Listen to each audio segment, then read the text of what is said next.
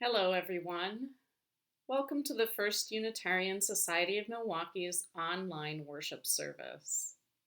I'm Reverend Dina McFeeters, and I'm honored to serve as Associate Minister. We welcome people of all genders, sexualities, ages, races, ethnicities, histories, and bodies. We welcome your mind, your heart, and your spirit. We welcome all that you are carrying with you today and all that your heart longs to set down. We'd like to pay a special welcome to guests joining us today. If you're visiting for the first time or joining us from afar, why don't you say hello in the chat and tell us where you're joining us from? I welcome you to our worship service today by inviting you to repeat our mission after me. We gather to nurture the spirit, engage the mind, and inspire action. Let's return to our beloved sanctuary for the lighting of the flaming chalice, symbol of Unitarian Universalism.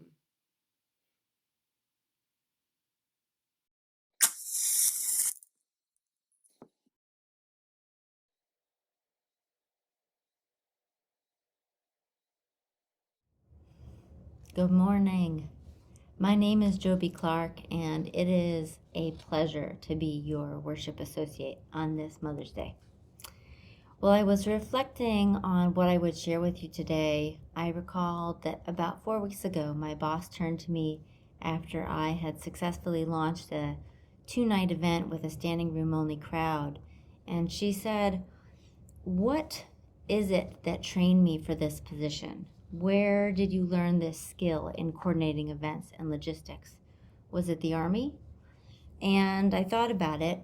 Was it the Army? Certainly, I use the 1/3, 2/3 rule. Certainly, I focus on the bigger picture and the mission, and certainly my attention to detail. But then it dawned on me that no, it wasn't the Army that fine-tuned my skills in logistics and coordination. It is my kids, Rowan and Ryan, who drilled me, trained me, and indoctrinated me in Murphy's Law. In fact, it's possible that they wrote it.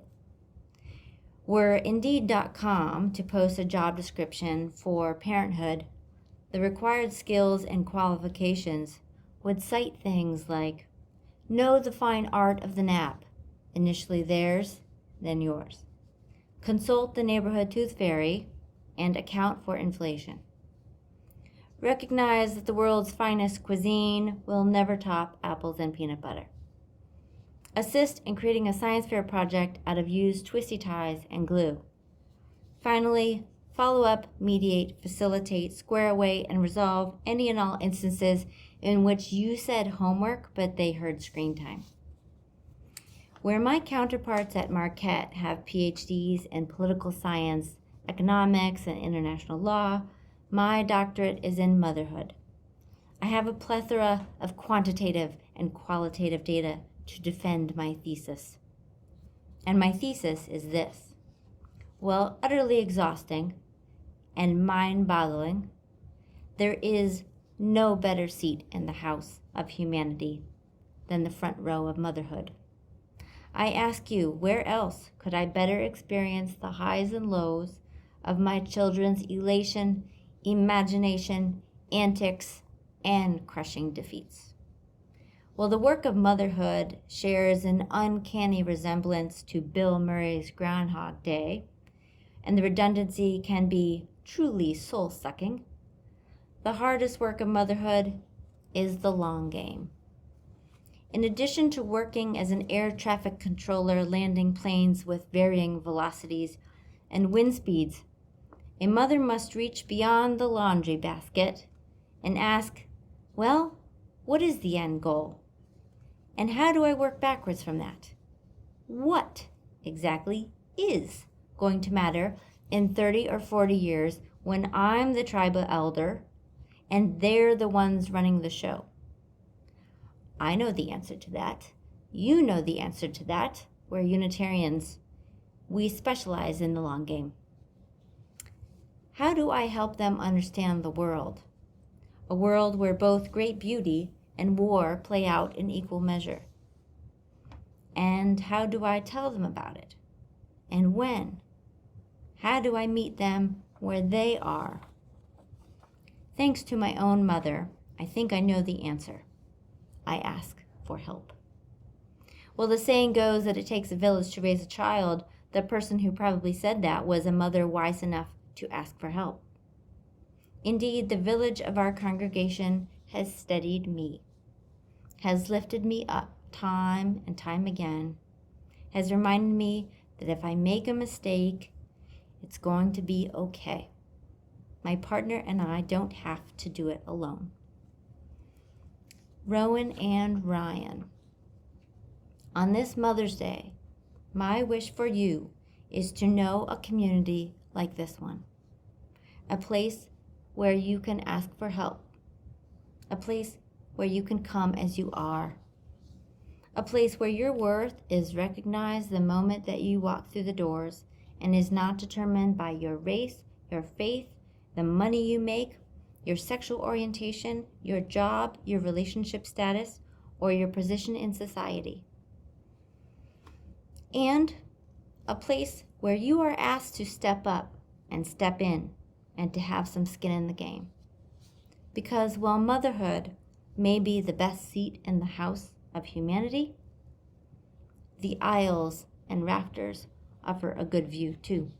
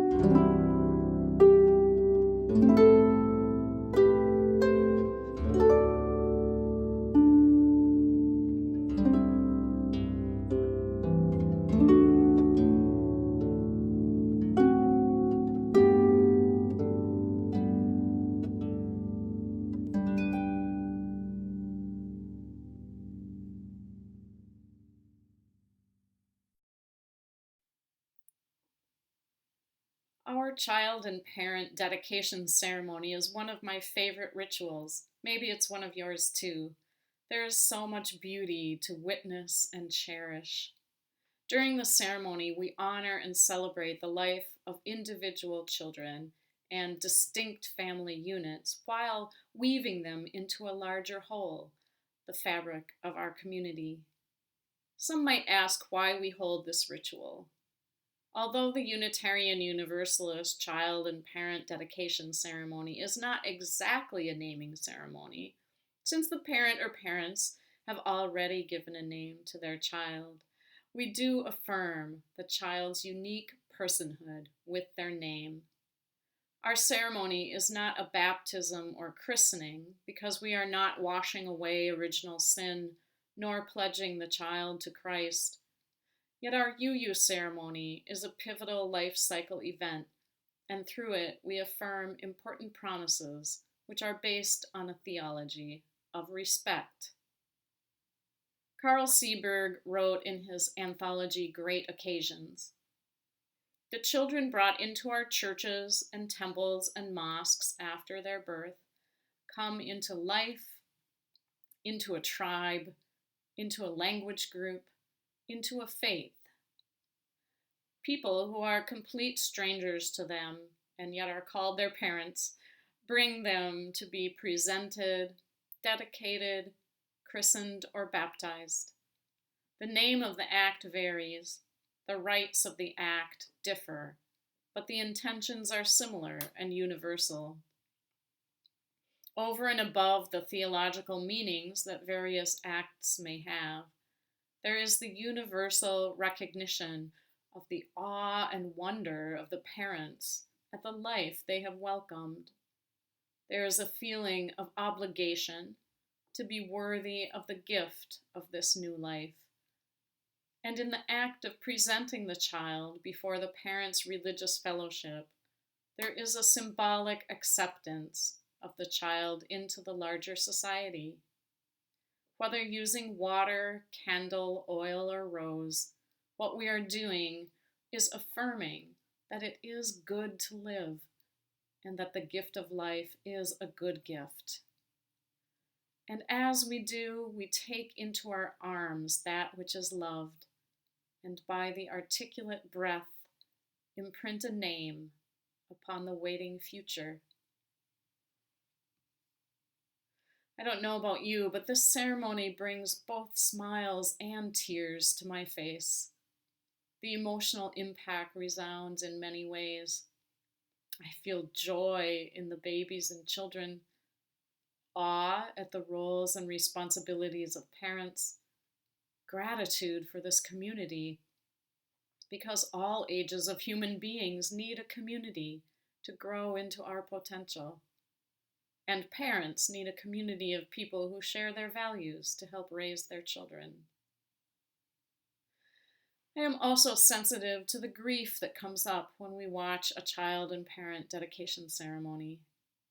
There are parents in our community whose children have died. There are children whose parents have died. Adults who want to conceive and haven't yet, and those who conceived when they didn't want to. I imagine there are those who hold cynicism toward families based on wounds they received from their family of origin. I am aware of the social construction of families and how we are told they are supposed to look, and how we may compare ourselves to an impossible image. So let us acknowledge and honor the fact that families come in all shapes and sizes, and all have beauty. Single-parent families, two-parent families, blended families, foster families, adoptive families, families of origin, and chosen families of friends, families with or without children, families with gay, lesbian, or queer parents or children, families with a trans child or trans parent, or gender non-binary family members, biracial families, cross-cultural families, interfaith families, multi-generational families in the same household, families with mental and physical health challenges and different abilities. Families of all shapes and sizes are welcome in our community, where we affirm that we each have the power to define family and nurture the beauty within it. There are many ways to nurture family beauty. We can notice beauty through our senses, what we see, hear, touch, taste, and smell in family life that is beautiful. We can create beauty in families through making art, music, dance, stories, plays, games, food, clothing, and traditions together. We can define beauty, name what is beautiful even if it falls outside of society's typical definition. Perhaps you find beauty in your toddler's hair smeared with their first self-fed meal of spaghetti, or the courage your child shows when they do a hard thing. We can also use family rituals to nurture beauty. We may already practice family rituals, or we may want to change or add something to what we are doing. You might have mealtime traditions, like saying grace before eating together, and having a conversation where each family member gets to name a rose and a thorn, something good that happened that day, and something challenging. We may have bedtime rituals, parting and greeting customs, birthday or anniversary celebrations, seasonal holiday rituals, and Mother's Day or Father's Day traditions. Do you have Mother's Day traditions that are meaningful to you? Family therapist William Doherty wrote in his book, The Intentional Family, "It took a while for Mother's Day to move from a public pronouncement to a routine family ritual. Over the years, a few social norms have evolved. Give a card, flowers, or a present, and perhaps treat mom by taking her out for a meal. Adult children living away from home are expected to telephone their mother, making Mother's Day the busiest long-distance call day of the year. The main challenge on Mother's Day is who is going to take responsibility for the ritual, because in most families, the mother generally orchestrates the family's rituals. Furthermore, there may be 4 or more mothers in the same family who need attention: grandmothers, great-grandmothers, a mother-in-law, and the mother. A mother in a particular family may be simultaneously generating a ritual celebration for her mother and her mother-in-law, while hoping that her spouse or children do something for her. The thing I've noticed about family traditions and rituals is that we usually assume we must keep doing things the way that we've always done them. It can be helpful if families talk together about how they want to observe traditions. Have you ever asked your mother how she wants to be honored on Mother's Day? Doherty says whether celebrating Father's Day or Mother's Day, one way to be intentional and personal is to conduct a ritual of sharing appreciations. Let the spotlight shine for a few minutes on a parent by inviting each family member to offer a few words of acknowledgement, gratitude, or appreciation. The words can be simple and brief, or lengthy and emotional.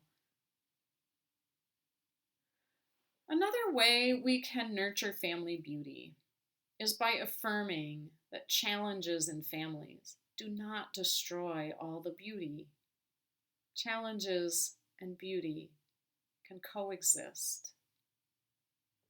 May is Mental Health Awareness Month, and some of the challenges in families are mental health related. The New York Times reported in December In a rare public advisory, the United States Surgeon General warned that young people are facing devastating mental health effects as a result of the challenges experienced by their generation, noting that the pandemic intensified mental health issues that were already widespread. The report cited significant increases in self reports of depression and anxiety, along with more emergency room visits for mental health issues. In April, the New York Times reported the worsening state of mental health among children prompted an influential group of experts to recommend for the first time screening all children age 8 to 18 for anxiety, one of the most common mental health disorders of childhood. I'm not lifting this up to scare anyone. I'm lifting this up to support the families in our church who are currently living this experience with their children and youth. You are not alone.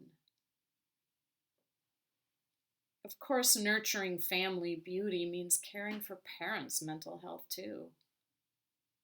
Parents are exhausted. The pandemic is not over.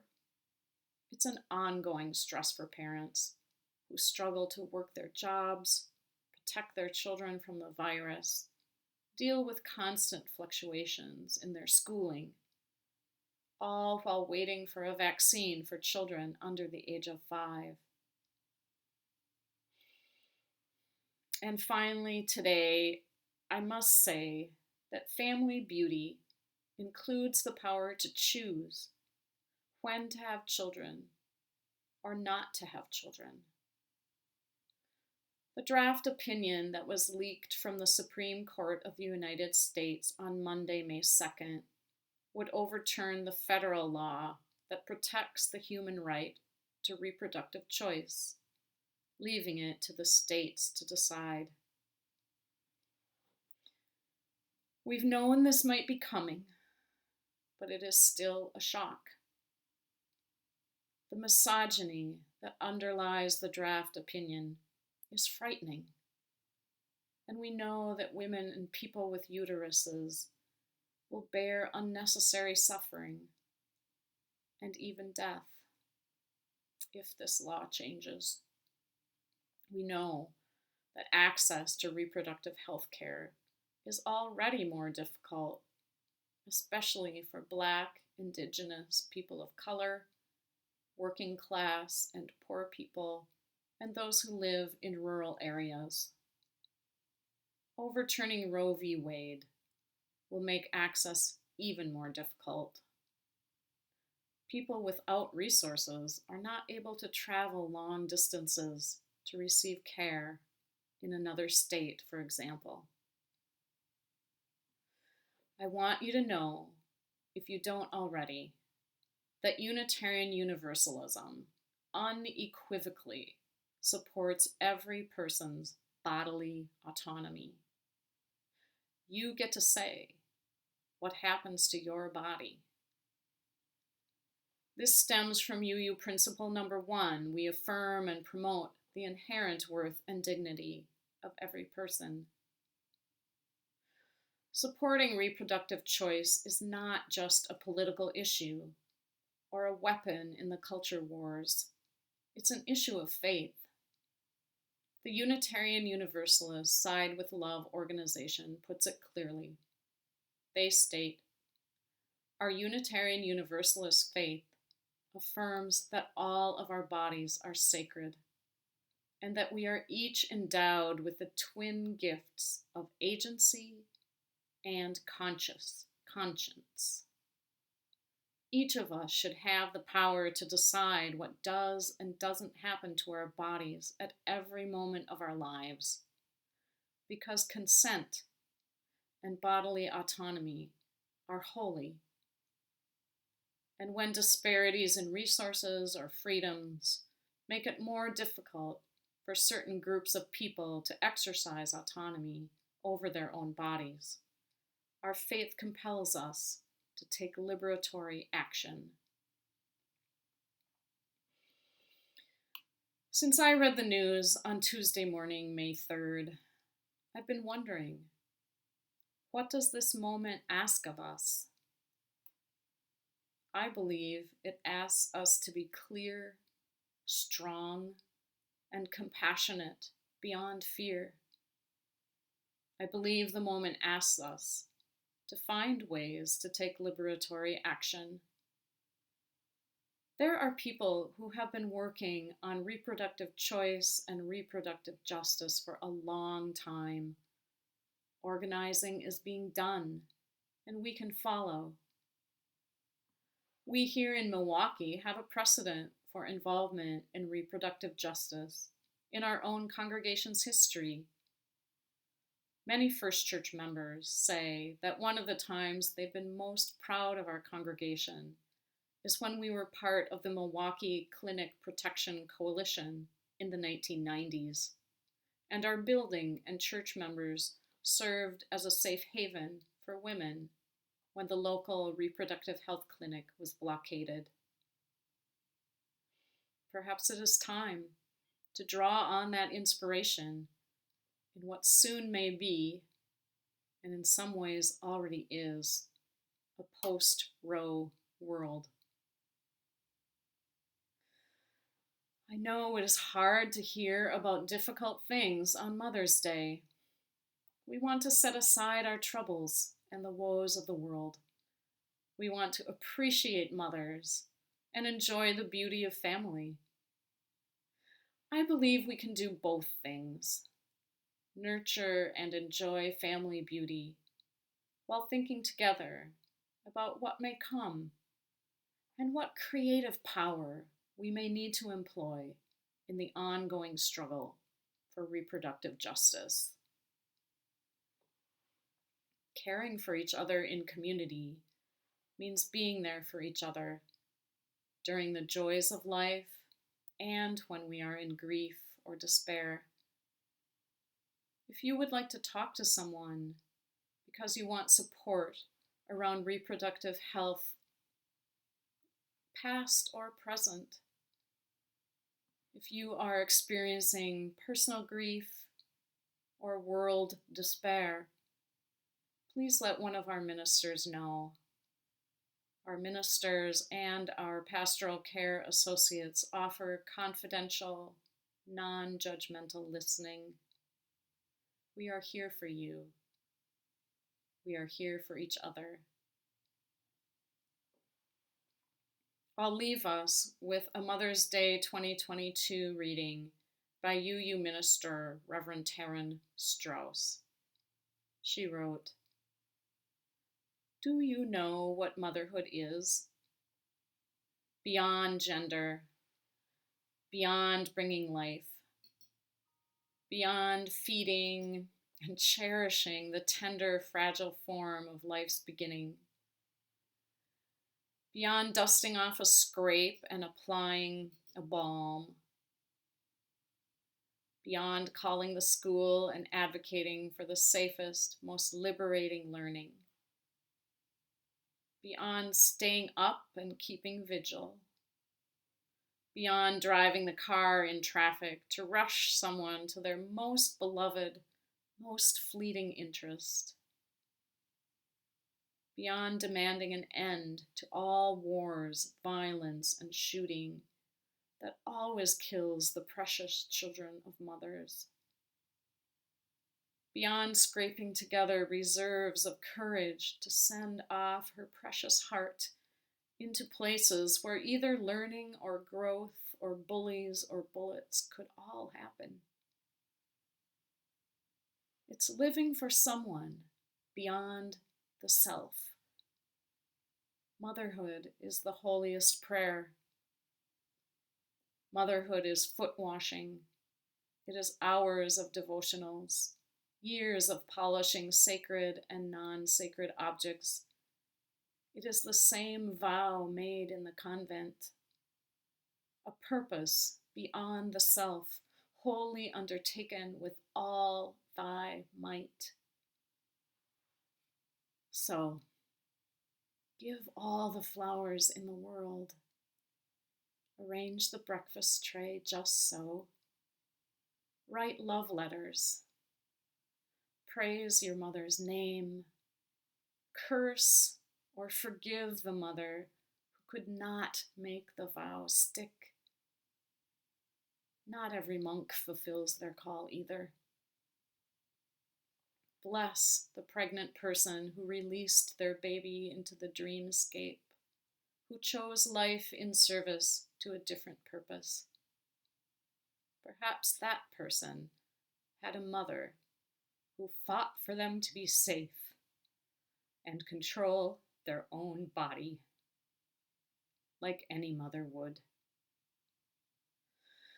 Mothering is limitless. We can all mother each other. What you can do is mother someone else while loving yourself well. Continue the vow to someone beyond the self, the daily acts of devotion. Nurture something growing. Heal someone who is not well. Liberate someone who needs to get free. Speak out for those who have no voice. Make peace, somehow, somewhere. It's what your mother would have wanted.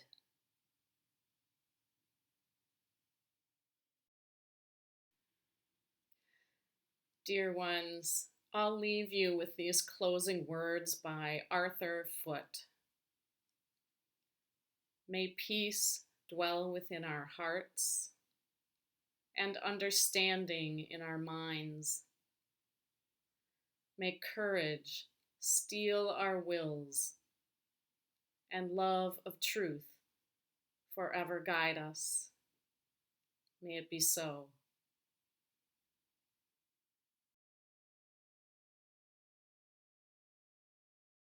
We are going, heaven knows where we are going. We know within, and we will get there. Heaven knows how we will get there, but we know we will. Whoa, yeah, yeah. Whoa, yeah, yeah. Whoa, yeah, yeah. Whoa, yeah, yeah.